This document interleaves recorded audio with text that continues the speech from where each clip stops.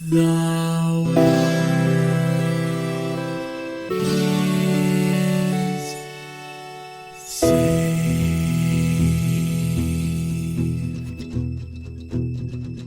The living room's dark, save for light being cast from the big TV screen and the imminent sunrise that's teasing the one starry sky with whispers of morning.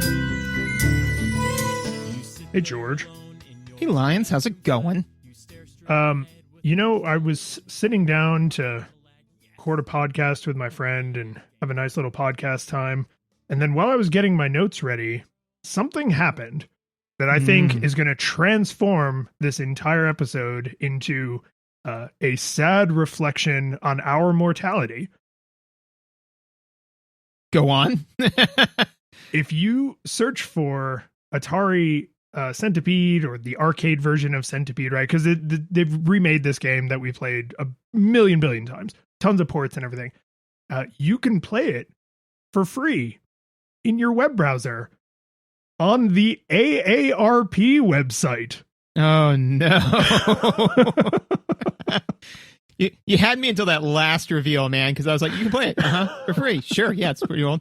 On the AAR. Oh, no. Oh, no. Yeah, and there's a picture of like a guy playing with what I assume is supposed to be his grandkid, maybe his like teenage son. It's a little hard to tell based on their ages, but it's just like, oh, I'm now interested in things that the AARP thinks people my age would be interested in.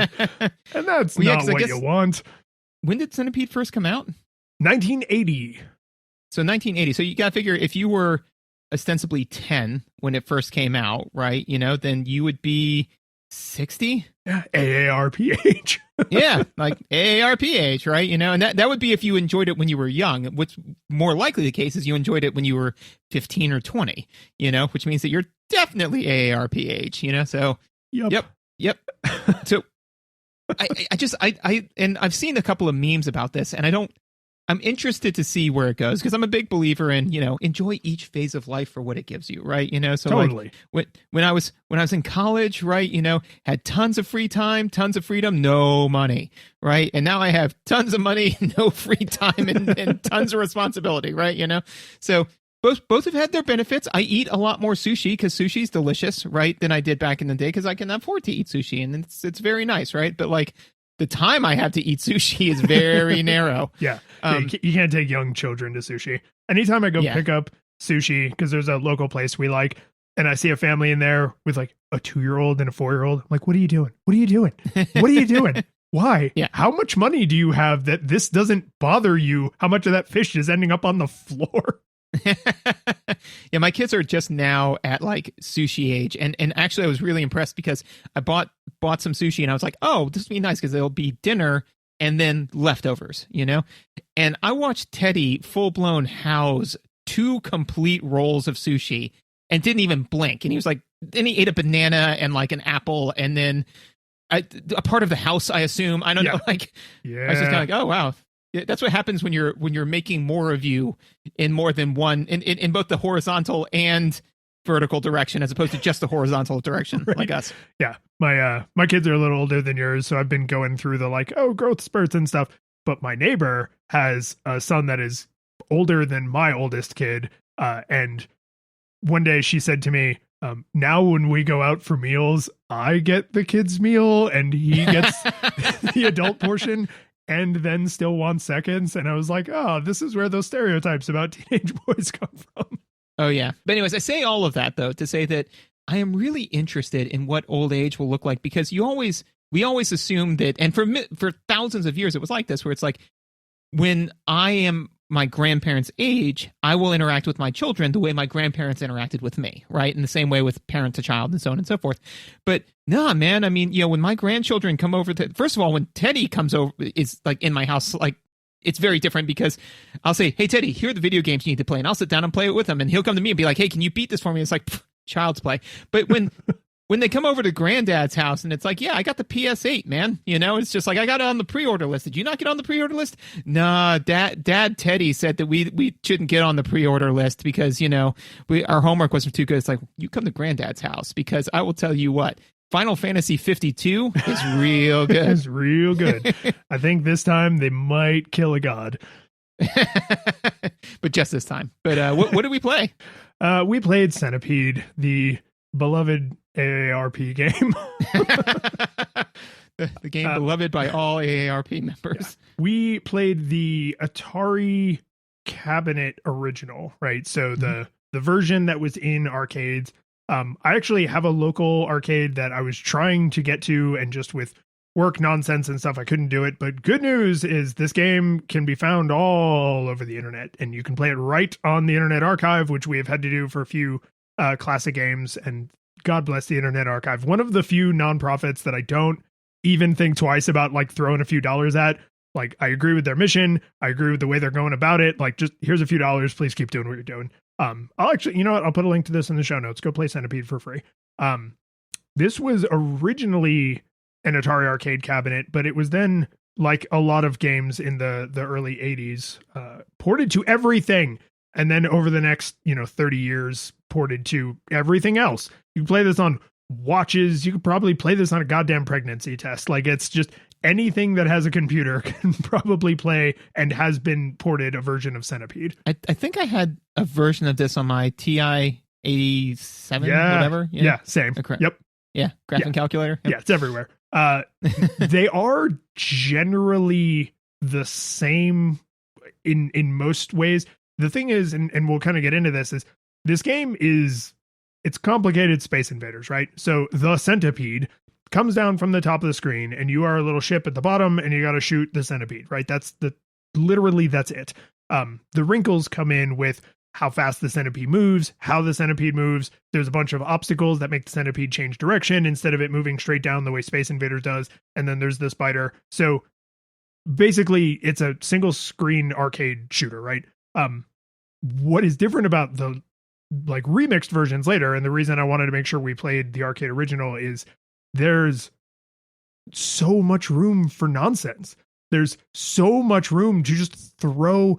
There's versions with different weapons. There's versions where you can move more. There's versions where you can move less. There's versions with the more spiders, less spiders, 2 centipedes, 8 centipedes, different obstacles, no obstacles. Like, there's just so many. They made a version of this game like 2 years ago and released it on Steam. It actually looks kind of nice. But I was like, if we're going to talk about this game, we really need to talk about the original, because all of those crazy spin-offs they're all Miss Pac-Man, right? They're all right.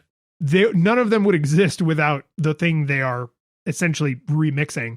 So I wanted to go back to the OG, even though it is like charmingly simple. Yeah, no, I agreed. So, what is your nostalgia experience for this? I mean, it's Centipede. Like, who doesn't know Centipede? Like, I've played this on. I mean, it's Centipede. I never played it before. You know, never, like this is the never first. No nostalgia goggles. Yeah, no, first time on this planet.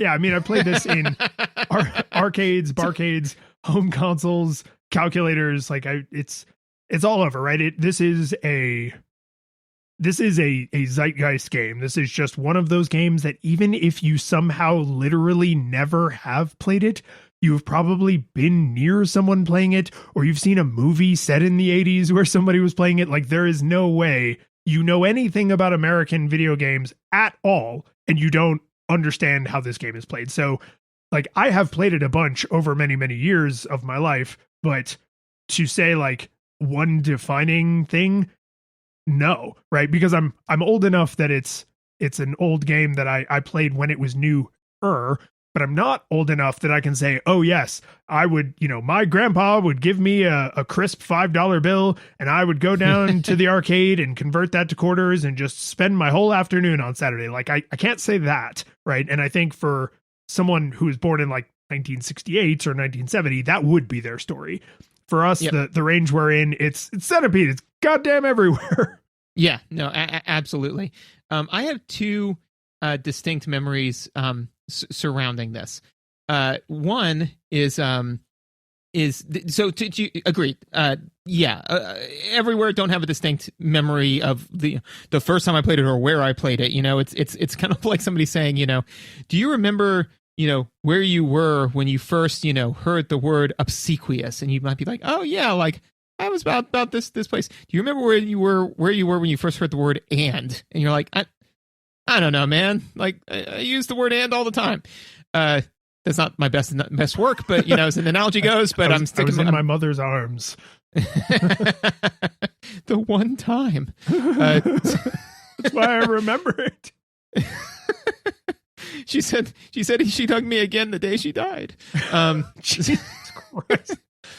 Yeah, dark. Anyways, I say all that to say that I was at a business related thing. This was like 4 years ago, something like that, and it was like tell us something about yourself. And I said, oh well, I do this, I do that. I also happen to do a podcast where we review old video games and see if they hold up.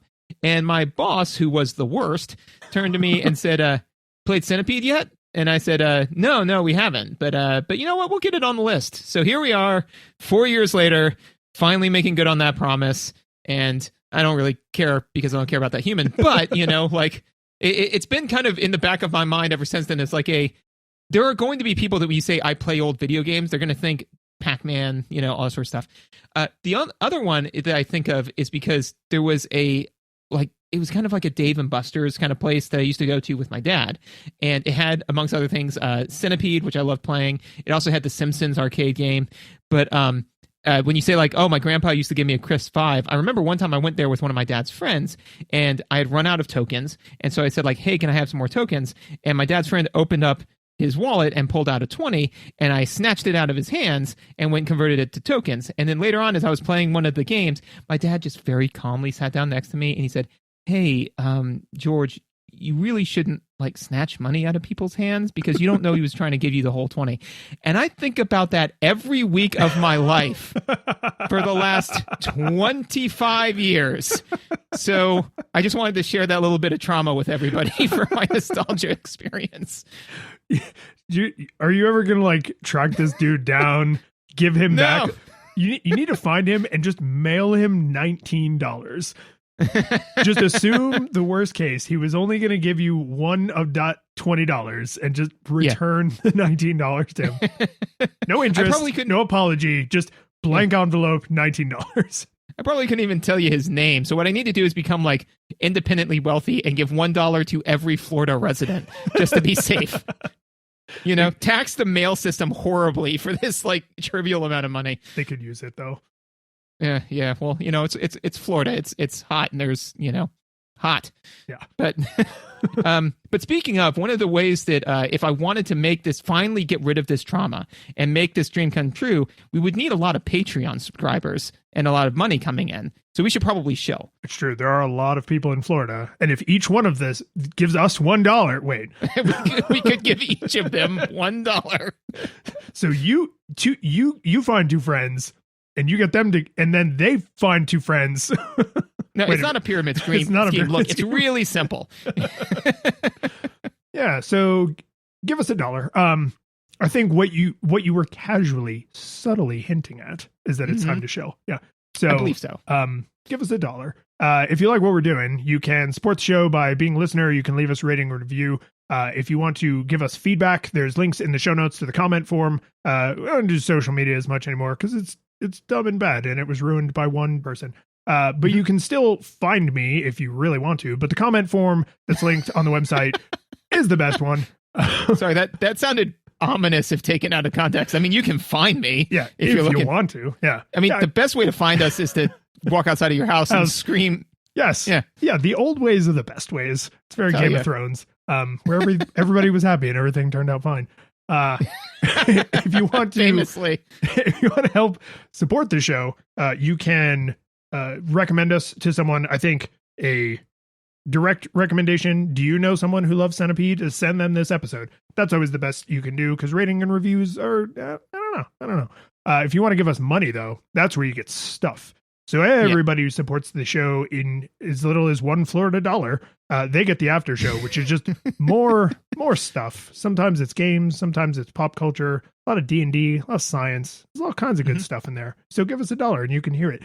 And if you support us at a high enough level, you will actually get shouted out on the show. So we first need to thank our 4-bit portables, David, Jacob, Joshua, Keith, and Martin. our 8-bit classics, Yarno, Jay Brent, John, and Kevin, and our 16-bit hero, Michael. And for $1,000, we will give you $999. But we'll keep the one. Yes, that might be the one that is actually like the least bad, right? Because all the other ones, it's like you're taking a big risk, right? On the thing that you get is going to be worth $1,000, but $999 being worth $1,000 is definitely not true. But you know exactly what the risk is. It's $1. Yep. Yeah, it is very precise. Actually, I'll tell you, I'll even do one better. For $1,000, we'll give you $999 and access to the after show. I mean, at these prices, you'd be a fool not to buy it. This is like in college, how we were always so generous with each other, because it's like, well, what do you get your friends for their birthdays? It's like, oh, I always give them a cool 10 G's, but they also give me a cool 10 G's. So it, Yeah, so we just have a bag with a dollar sign circulating around among that we all assume has $10,000 in it. Yeah, nobody checks because friends don't check. Exactly. You don't count the money. It's this is completely off the rails, but it's like the currency on that one island where they use giant limestone like circles. Oh yeah. They use giant limestone circles as currency, but they were too large to carry around, so they just kept track of who owned which ones. And at one point, they were bringing one back from the island that they mined them on. They lost it; it sunk to the bottom of the sea, and they just kind of trusted that it existed. It's down there. Yeah, people owned it for a while, which is kind of the way money works now. So they were thousands of years ahead of modern banking. But that being said, we should talk about how this game looked and sounds.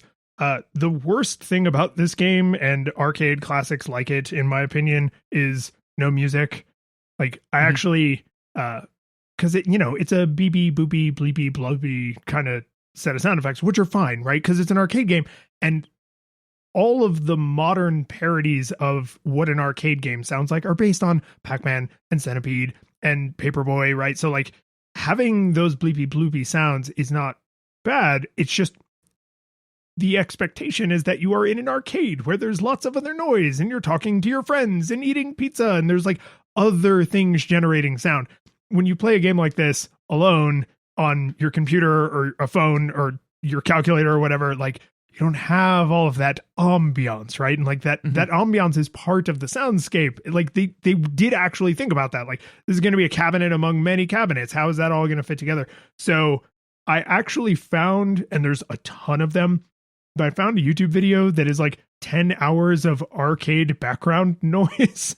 So it's like you can hear other cabinets like off in the distance and like quarters and like talking, but you can't make out what they're saying. It's kind of like people use like the background noise from like a coffee shop to help them focus if they like work in an office or something. And I actually did use that and it actually did help. Like it was just nice to say like, okay, this is more of what I should actually be hearing, is like this kind of roar of video games happening. But if you play it with just its sounds and visuals, it's very muted, right? There's no music. The sounds are sparse and repetitive because it's an arcade game. It's a single screen arcade game. And the graphics are individual sprites against a solid black background, but you don't have the overwhelm of a million other flashing cabinets around you, and you're trying to eat your pizza with one hand and play the game with your other hand. And you know what I mean? So like visually, it's very not overwhelming, and aurally, it's very not overwhelming because it's not meant to be played in this. It wasn't designed in this isolated environment. So like it's pretty unassuming outside of its context. That is true. For me, it was Saturday night. I had no date, a 2-liter bottle of Shasta, and my All Rush mixtape. So I was ready to play this game. that is, Space Invaders is the main threat there, right? Yeah, it was. Yeah. And Donkey Kong is like one of their generals. Yes, because they want quarters. 1 million allowances worth of quarters. Yeah. Yes. Yes. Good. We did it. So honestly, I think one of the things that we mentioned in the pre-show, which is that you mentioned, is no D&D is better than bad D&D, right? I did say that. I will give Centipede that no music is better than bad music. So like there is no music, and the thing that I liked about that, honestly, was I did not do this the whole time, but at one point I was just like, I wonder how this feels. And it feels really good until I kind of had my feel about it, which was I did create like my own little mixtape to it. And so I kind of did what you did, where I overlaid my own sound, but as opposed to trying to like make it similar to the way it was experienced, I was doing that, but with my Walkman on my ears, you know? Yes, which is the other right way to do it, right? Yes, you're in the noisy arcade, but you've got your Sony brand yellow Walkman with the big foam headphones. So what 80s music was playing in your big foam headphones? So I did play some Rush just because, you know, I was like... So I played a little bit of Tom Sawyer, but I did go away from the 80s music a little bit. I don't know why, because it really fit for me, which was I played Mega Man 2 Wily's Castle theme, you know, because it's got like the nice little like intro where it's like dun, dun, dun, dun, dun, dun, dun, dun, dun, dun. And it's like, yeah, and I'm sitting there killing centipedes and all that good stuff. I don't know, I kind of enjoyed it. So I will say that yes, there is no music, but the fact that there is no music allows you to play with it if you want to. Now, that being said, is it's not what we would expect in modern video games, where it's plug and play, or where the music, you know, is chosen for you by the people, but by the creator. But I will say that this game is very sparse graphically. It's very sparse orally. So what I kind of looked at was, I was like, okay, obviously of the 7 core aesthetics, this thing is challenge, right? That's the point. That was the point of almost all video games back in the day, right? But the nice thing was that I was saying, I kind of looked for what are some of the other core aesthetics that could be here if I really squint, you know? And one of the ones I came up with for music is expression, you know, which is that you can kind of make Centipede whatever you want to listen to, because you just got to bring in your own music. So it takes a little bit of extra effort, but, you know, is Centipede like a horror video game where, you know, the Centipede is like running along and you've got like this kind of creepy, you know, like do do do do do do do do playing in the background? Or are you the hero? Are you Arnold Schwarzenegger killing the predator, right? You know, so I enjoyed playing around with that a little bit, and then I got bored and stopped. But, you know, it was kind of fun, you know?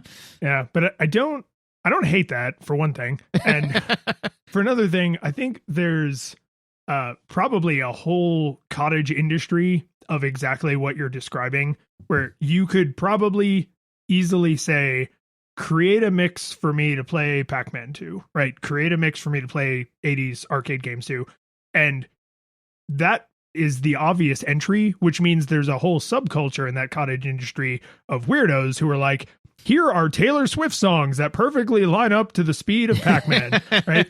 Here are a bunch of Doom tracks that perfectly line up to the speed of Centipede, right? And so you could like then map emotions onto those and say like, I want to feel this way while I'm playing this game. I would guess pretty confidently, if you look at like the cabinet artwork and like you think about the general vibe of like pop culture in the 80s, they're going for heroic, right? Yeah. This is not humans terrified of the boogers and like, oh, they could come back at any minute. This is the humans who knew what was actually happening, where we are going to kill the buggers. Like you mean we're the evil invading aliens? Correct. Right. Like, yeah. This is not Alien. This is Doom. Right. Yeah. So like, I would just expect if you were going to experiment with pairing music with Centipede, you might start with heroic sci-fi action-y, because you are probably the one going either heroically to defend Earth, or you are out in space killing space centipedes, because I mean, it was 1980. We didn't do a lot of like, oh no, we're all gonna die. Yeah, in the 1980s, and I actually kind of saw an article about this, where in the 1980s there was still the big narrative of like, you're going to go out, you're going to do big hero stuff, and then big hero rewards will happen to you, right? And what we see a lot of our generation doing is turning, so, you know, you see a lot of like Dr. No and James Bond, right? Where it's just like, oh, look at this hero going out and do stuff. And then our generation kind of saw that as not so much the case. And so we have parodied that a lot with shows like Archer, you know? So, yeah. So, I mean, that's the thing. So we see something like this and we're like, oh, yeah, it's really like this horror where and honestly, I would probably say, I agree with you. I think that they were going for, you're the hero, right? But, I mean, this is a horror video game. It gets harder until you die, you know? So, yeah. So it's just the Centipede there's a million centipedes. So the way that I would probably want to project onto it, right, is I'd say like, oh no, this is a horror video game, and I'm just trying to buy time for people to get off planet. Like I'm the one person remaining. There's an infinite supply of centipedes coming at me, and how much time can I buy for them to go? Your score is the number of people who escaped. Oh no! Yes, yes, it is. Oh yeah, headcanon accepted. That's yeah. Now I want to go back and play it some more. Because I'm like, oh man, did I get out 37,000 people? Did I get out 50,000 people? That's a lot of people, But yeah. It could always be more. So then every round of Centipede is like the end of Schindler's List. You realize you still have your wedding ring on, and you're like, I could have saved one more. Oh my God. Yeah. So anyway, you see, this is why I wanted to do Centipede, because I'm like, I knew we could. With a slate this blank, we could have some fun with it. The other some other audio notes. I do have a couple of things for visuals, but the other audio note is that when because it's so sparse orally, is that it gives them some room to play with stuff. For example, they do the when you shoot it make the noise, which is good, because I think that there's something to be said about like it makes it feel like some oomph, so ABS always be shooting, right? So realistically it's a sound that you're always hearing, but so it's not feeding you any new information, but I would definitely say that it would be weird if it didn't make a noise, because then the silence would be kind of deafening. It does also give you there is a distinct and different sound for the spider, and a distinct and different sound for whatever it is, that thing that shoots across the top. What is that again? It looks kind of like I was struggling with this on stream the other night because I couldn't remember what they're called, but it's like someone who's like their upper body is human and then their lower body is a snake. Oh. Like a Medusa. Yeah, but Medusa has a human lower body. She's just got the snakes for hair. Are you? I can think of versions of her. No, I can think of. I can think of versions of her where she is shown like she has become more of a monster. I think classically in the original, you're right. She was human other than just having snakes for hair. My point is, snake body. I think that there are Gorgons that have snake bodies. I think Medusa. Yes, the queen of the Gorgons. But that's what it looks like. It looks like someone with a snake body and a more humanoid upper body going like whoop whoop whoop whoop whoop, whoop and kind of Zoidberging across the screen. Yeah. So Zoidberg and the spider both have their own unique noises, which is nice because again, if you got a million things going on, you're focused on the centipede. Chances are you need that audio cue so that way this thing that is moving very quickly coming out of left field doesn't feel like it just came out of nowhere and tagged you, So, and I don't think that you're able to get as far over on the screen as it can, So there's like a little buffer on the edge, I think, just for you, and then the bad guys can all cross that little buffer. It's only one ship wide. I don't think it's big. It's not super big, but then the idea though is when this thing comes flying out of nowhere, it's at least going to make a quick noise, so you could ostensibly react to it. So outside of that, and Rush, I didn't really have much for audio. One of the things that I thought was interesting about the visuals, right? So the visuals are very straightforward. We can talk about like what all the stuff looked like, but you're in a ship, centipede come and get you. There's terrain obstacles that when you shoot the mushrooms. Centipede, space mushrooms, sure. And when you shoot the centipede, it becomes a space mushroom, all that good stuff. One of the things that I found, again, I'm probably stretching a little bit, but the fact that this game has not a lot to it allowed me to, is that one of the other aesthetics that I was like weirdly drawn to was discovery, because I wanted to know what color the next level was. And it's just kind of like a weird thing to where I was just like, no, don't die. When I was really like, no, I don't want to die. When I had that emotion, I was like, why? I have an infinite number of quarters. I can play this game for as long as I want to, and I don't care about the score. I do now that we've established what it is. But at the time I did not.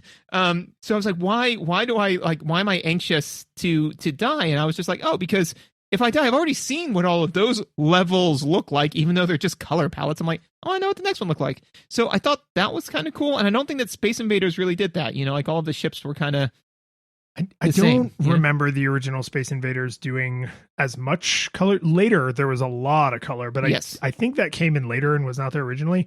I agree with you. I like the color swaps because the original Pac-Man famously, every screen looks identical, right? There's the maze, right? There's no variety in the maze design. Same colors, same ghosts, same everything every single time.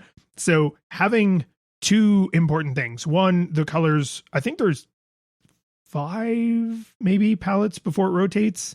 It's not infinite, right? They do eventually spiral around. But there's that it variety. is enough that it was a little difficult for me to predict which one the next one was going to be, Oh, for sure. When I was also like juggling, trying to make sure everybody got off of the planet okay. Yeah. Yeah. But you also get the space mushrooms also are random-ish. I didn't have a way to stress test, like, is this completely random, or are there like 1 of 10 starting boards and then it randomly picks from that remaining set every time? I don't know exactly how the math there shakes out, but it's different enough that you, 1, notice it's different, and 2, it super matters, right? Like we will get to that in the mechanics, but like the layout of the obstacles and the fact that the centipede becomes obstacles and interacts with the obstacles super duper matters. So sitting down, I'm sure if you become like an expert at this game, you would look for certain things like, oh, there's a clump over here, so that lets me use this strategy, or there's a big wide open space over here, so that lets me use that strategy. And like, I didn't get anywhere close to that, but you can tell the game is so simple.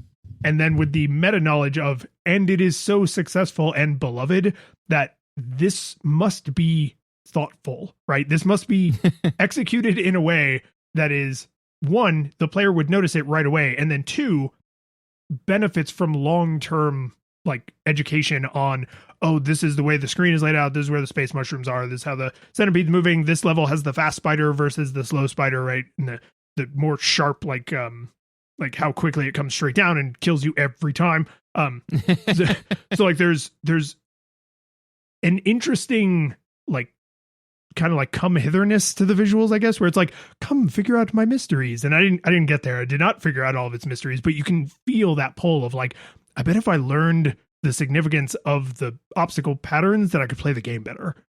Yes. Yeah, agreed. The last thing I kind of had for visual, because it's, it's kind of sparse visual and orally, but the background is black. Yeah.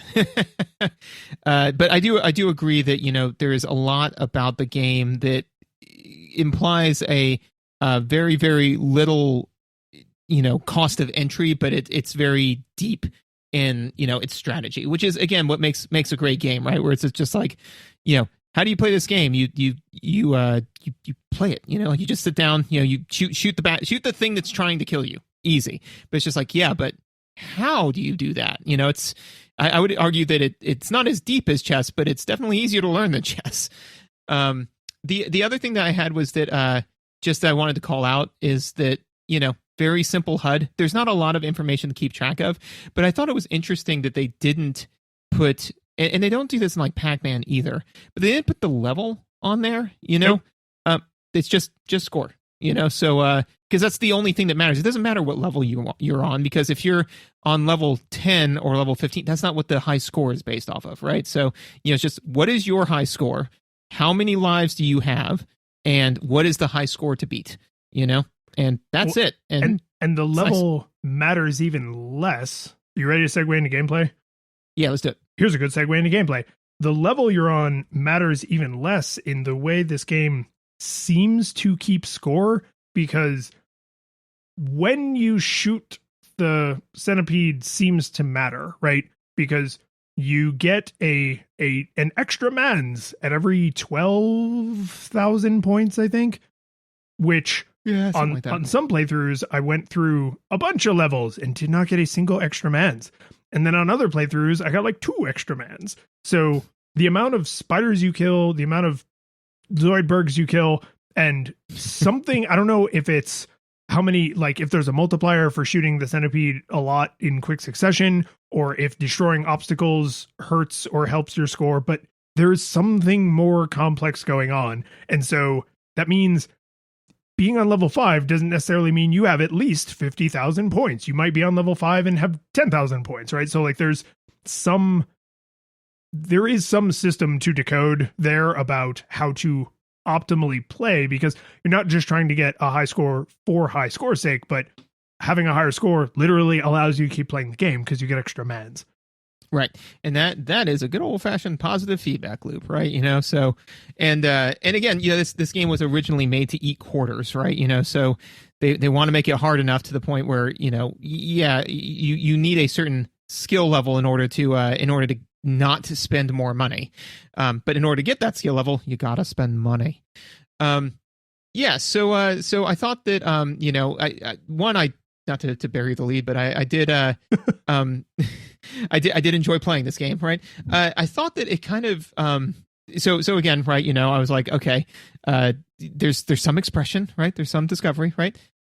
I thought it actually kind of had a good narrative structure. Now, bear with me on this.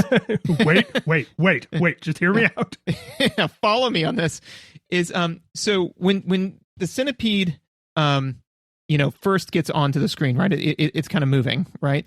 And then as you destroy it, right, it gets like more difficult for you because when it's moving in its line, right, it's this huge target to hit, right? And then as you're hitting it, it breaks apart into several other things, right? So when it first comes onto the screen, pretty low tension, and then tension builds, and then all of a sudden it drops off when you finally beat the last thing, and then it, gives you the next centipede, right? So it kind of worked similar to Galaga in the sense that, only it wasn't an accident, right?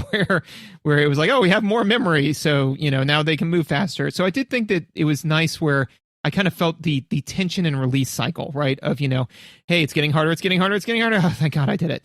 It's getting harder. Oh, thank God I did it, right? As opposed to some games where it's just like, it's harder. And then you're just stressed out of your mind, So, it told a good story. So how long were you playing before you realized you could move up and down as well as left and right? Longer than I would like to admit. Cool. That's literally exactly how I phrased it in my notes.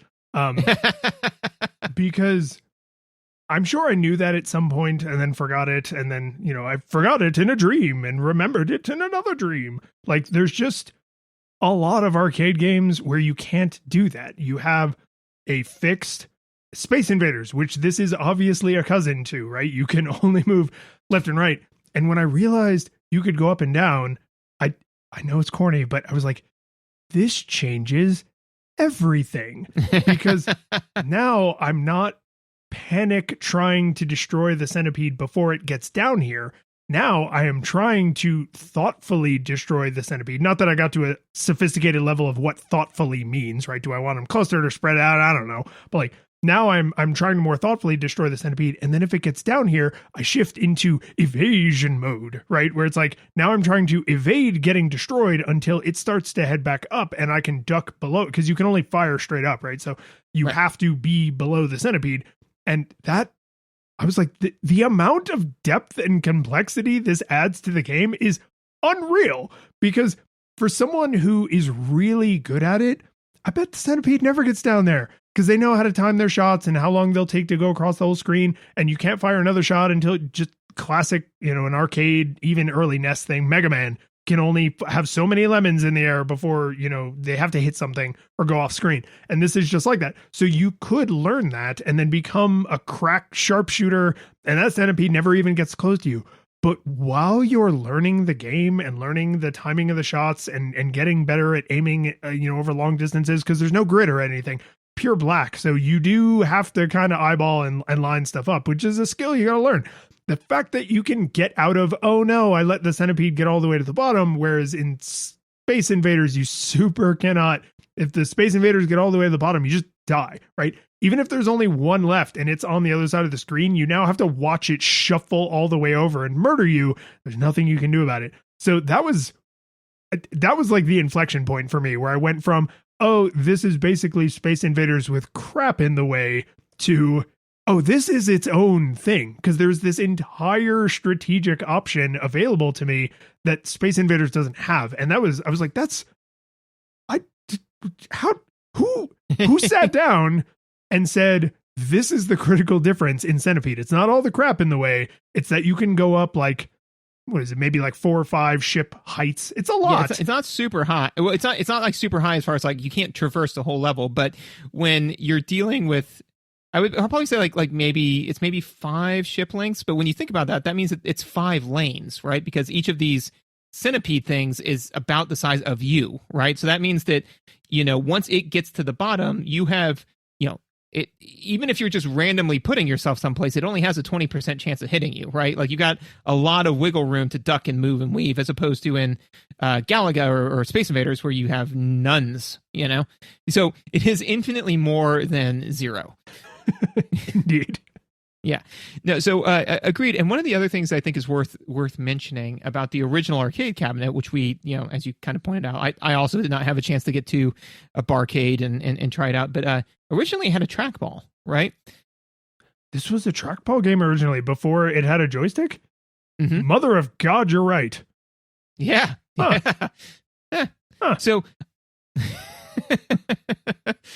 so I say that to say that I imagine that originally even added more into the play, right? Because it's not how long do I need to hold this button in order to dodge or move or duck or weave or hold the joysticks aside, but it's like how hard am I spinning this trackball, right? So I think that it made the skill base and the skill ceiling like much wider, right? Because you could ostensibly, if you're playing with the joystick, right, you have a limit to how fast you can move. But in this one, you can move faster or slower, or have like these super dexterous dodges and ducks and weaves. So I imagine that watching somebody play this expertly with a joystick would be cool to watch. Watching somebody play it expertly with a trackball would be a thing of beauty. I don't usually get in for specialty controls. I like the controller design we basically settled on in like the Super Nintendo, PlayStation 1 era. And that for the vast majority of video games, that's what I want to use. If I was ever going to have a stupid specialty controller in my house, it would probably be a trackball, right?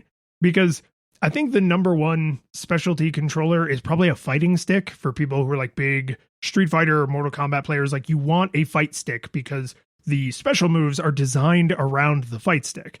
And I can't imagine ever being good enough at Centipede that I would say like, oh, I need a trackball to take my game to the next level, because that's how this game was expected to be played. It was designed to be played with a trackball. I just think it would be fun.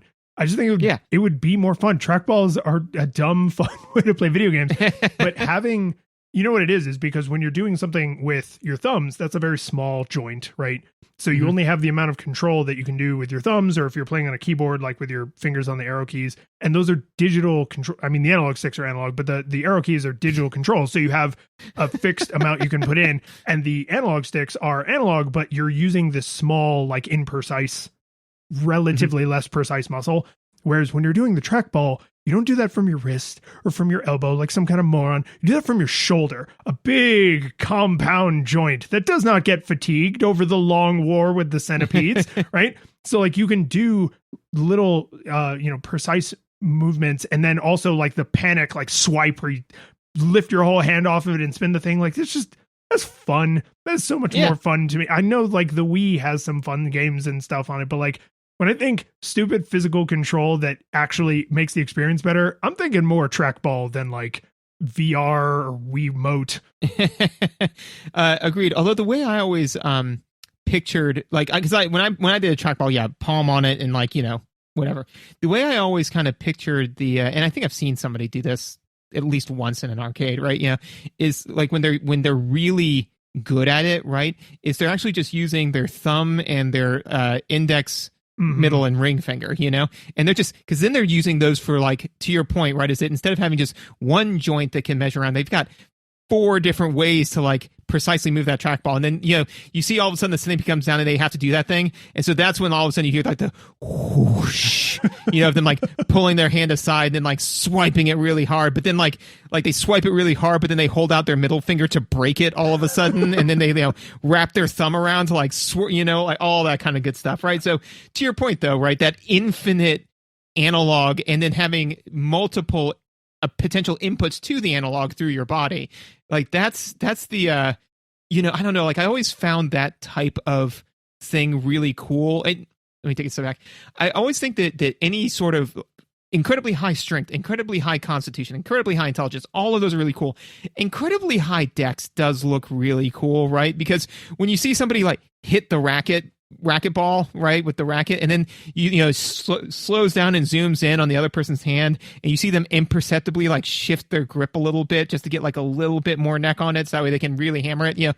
That's really cool, and that's what I kind of imagine here. Again, I never have gotten there, never will get there, and have not witnessed it much. But I could imagine though, if I challenge somebody, say like, "Hey, I've got Centipede at home, and we're gonna play it," and they said, "All right, sure, man." I'm like, "No, and I'm gonna beat you." And then they show up, and I play my game with my controller, and they're like, "Cool." And then they pull out their little like custom portable trackball, portable trackball case that they open and like unwrap it, and they're like, I'm sorry, I just need this, Right when they do that, you're like, oh, well, I've lost. Yeah. So who do I make this check out to? And one of the other things I thought was really important, and you kind of touched on it, is so the fact that you do have that variability of movement in the bottom means that I'd say 90% of the time, once I figured out that I could like move vertically, I didn't kill the Centipede on its first run all the way down. I would kind of, again, to your point, do my best, to get as many as I could. So I had to deal with less frags once they got to the bottom. But then, they get to the bottom, and then you can be a little bit more thoughtful. And that is very different. So the fact that it doesn't, hit the bottom and then clear you out, right? The fact that it kind of hits the bottom and then circles back up is pretty important. It's not game over when they hit the bottom. Well, and you need more than just top lane, bottom lane, because you can end up in a situation where there's 3 or 4 small centipedes, and you've allowed all of them to get down there, right? And so they're going opposite directions because they hit obstacles, and when you shoot them, they split and go opposite directions because they create an obstacle. So you need a little bit of maneuverability, because if you really screwed up and there's a whole bunch of dudes all up in your base, like you gotta duck and weave quite a bit. And I think that's, honestly, it's kind of generous when you think about it, for like a game that's meant to make money, and you make money by dying and then having someone wanting to keep playing. So giving that much, hey man, this is on you. Like, you had all this room to move around in. If you died, you died.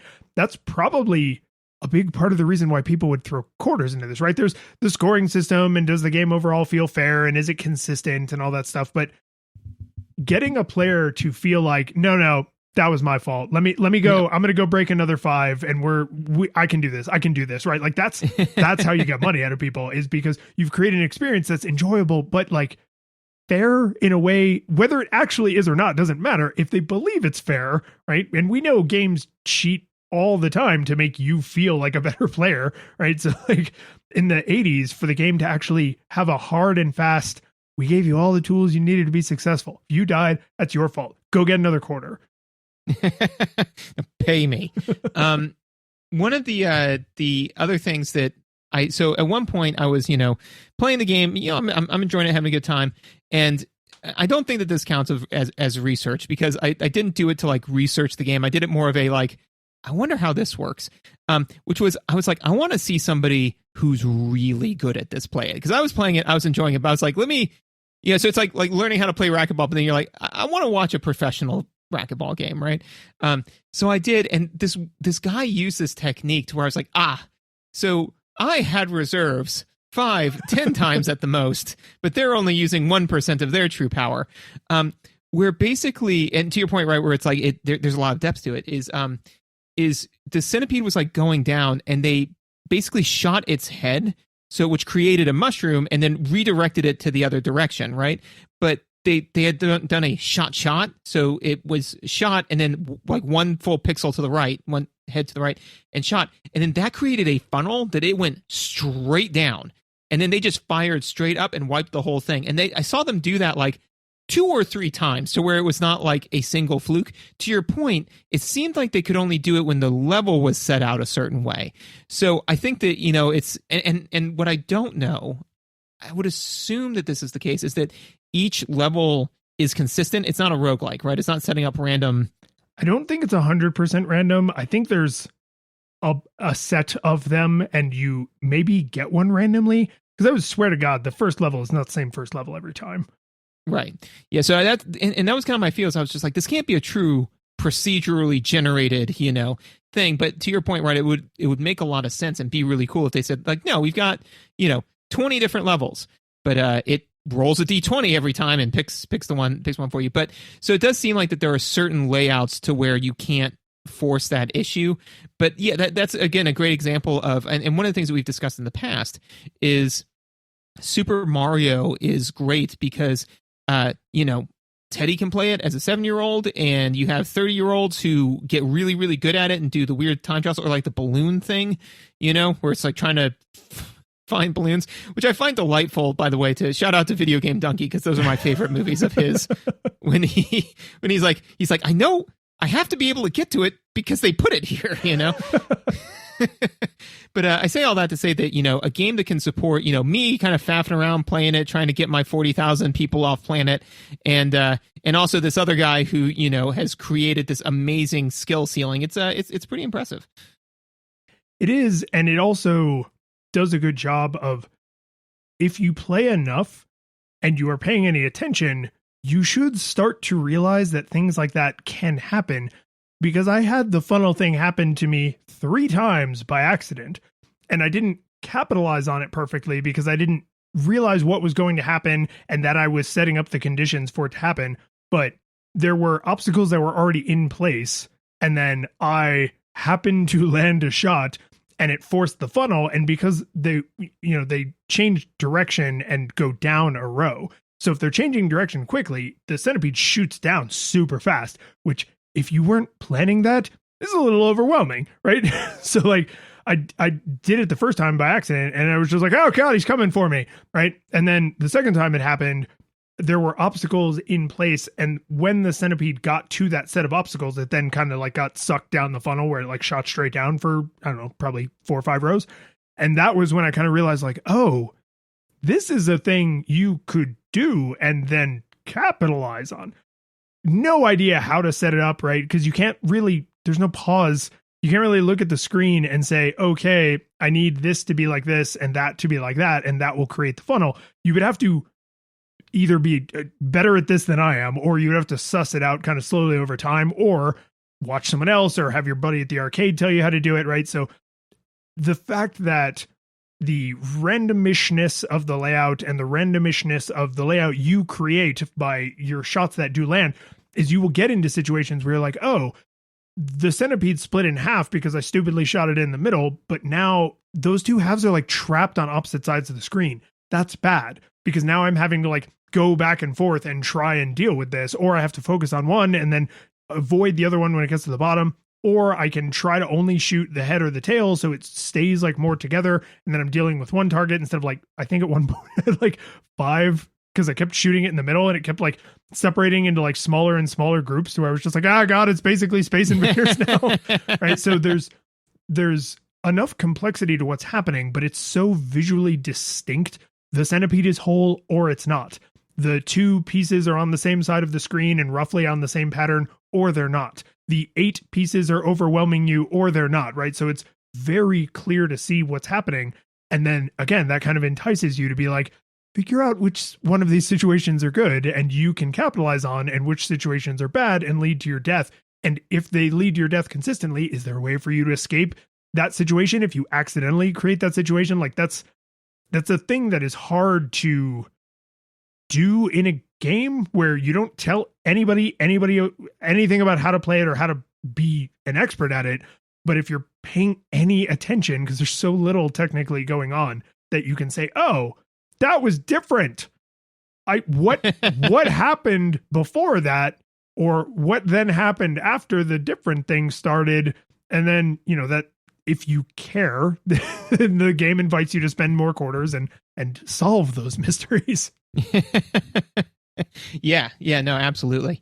The only other thing that I really had that, and this, now that I'm looking at it, I probably should have put this note in visuals, but that I thought was kind of nice is that, again, the game is very, very simplistic.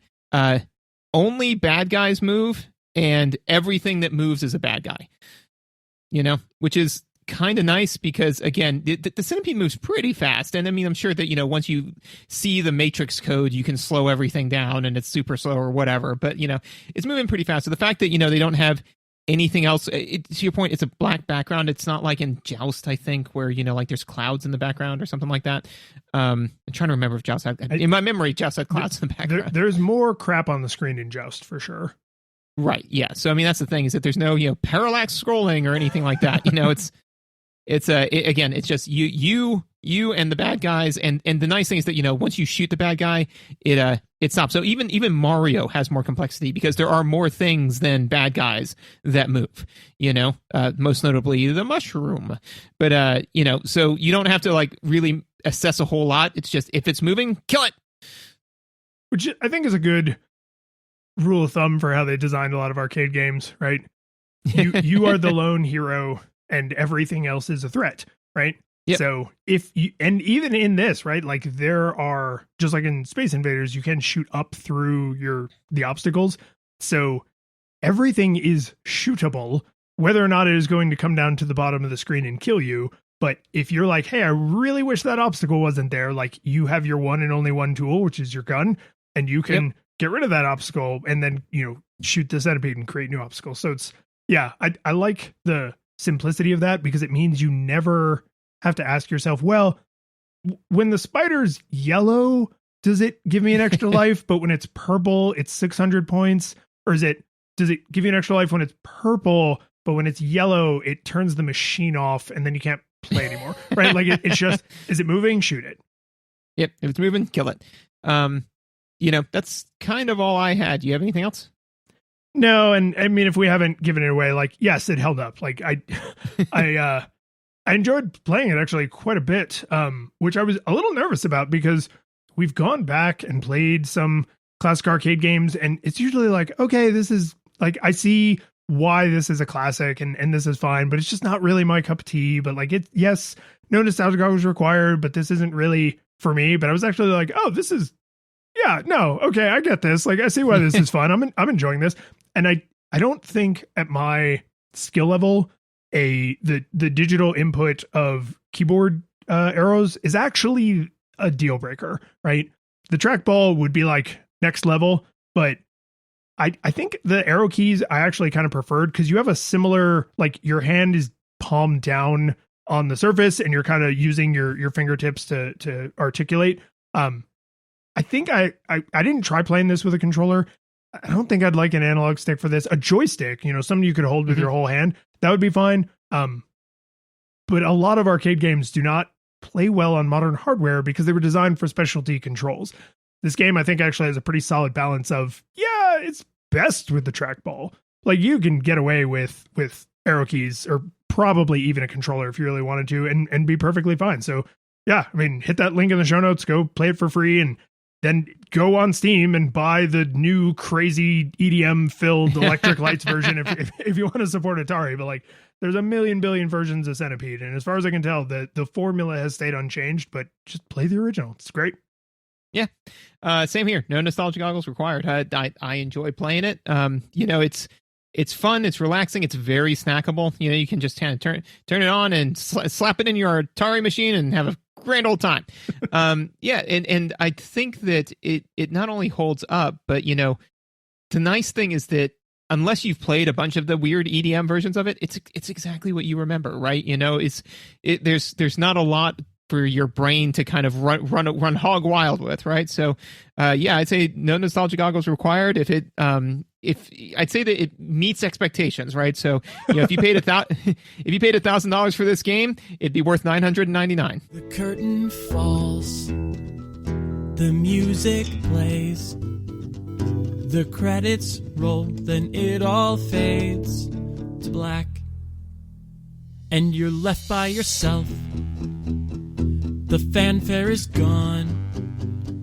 There's no player two there by your side to share victories won. But as you slowly progress down the hall to your bed, a few great events leak back into your head from the time that you spent traversing the land battling evil, fighting the darkness, just sword in hand. Your memories creeping with the edge of a smile. You realize again what you lost for a while. You're gonna think back much less